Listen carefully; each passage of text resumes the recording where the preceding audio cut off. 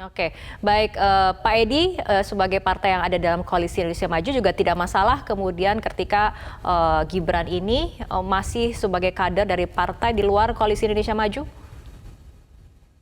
Oh tidak, kami sudah sepakat dari awal ketika melakukan kajian terhadap bakal calon wapres yang kiranya akan mendampingi Pak Prabowo, tentang latar belakang, rekam jejak, dan lain-lain. Segala sesuatu itu sudah kami dalami, sudah kami pelajari.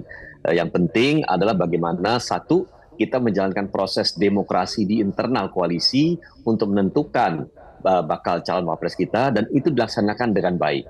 Pak Prabowo sebagai seorang tokoh yang demokratis memberikan ruang kepada semua ketua umum untuk menetapkan pilihannya, dan kemudian diputus oleh Pak Prabowo setelah kita mendapatkan sebuah konsensus. Alhamdulillah konsensus mufakat yang bulat. Nah, mengenai latar belakang, apakah Mas Gibran itu kemudian masih menjadi anggota dari PDI Perjuangan, tentu hal tersebut kami serahkan sepenuhnya ke kebijakannya Mas Gibran untuk melaksanakan kewajibannya sebagai kader PDIP dengan partai. Oke. Tetapi bagi kami sebagai partai yang sudah bulat mendukung beliau, bagi kami tidak ada halangan untuk tetap melangkah dan mendaftarkan Pak Prabowo dan Mas Gibran di KPU RI pada hari Rabu yang akan datang. Oke, sudah bulat seperti itu, tapi pertimbangan utama ketika kemudian PAN menerima nama Gibran Rakabuming sebagai bacawa pres apa, Pak Edi?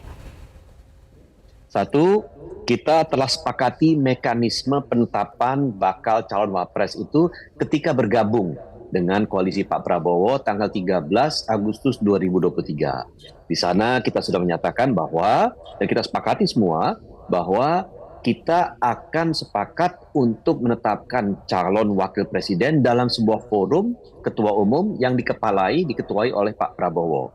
Dan tugas kita adalah mencari sosok yang paling pas, paling cocok untuk bersanding dengan Pak Prabowo. Nah, dalam kemudian prosesnya itu, para ketua umum dilibatkan secara aktif oleh Pak Prabowo untuk menggali nama-nama yang ada, terus kemudian kita membentuk diskursus, akhirnya mengerucut kepada nama-nama tertentu yang berujung pada kemarin dengan penetapan Mas Gibran sebagai calon wakil Oke. presiden. Artinya kita sudah sepakat pada mekanismenya, kita sepakat bahwa apapun nanti hasil dari forum atau majelis ketua umum itu akan kita taati bersama, akan kita laksanakan secara konsekuen, dan semua partai politik di dalam koalisi Indonesia Maju akan berjuang all out untuk memenangkan Pak Prabowo Oke. dan Mas Gibran di Pilpres 2024. Jelajahi cara baru mendapatkan informasi. Download Metro TV Extend sekarang.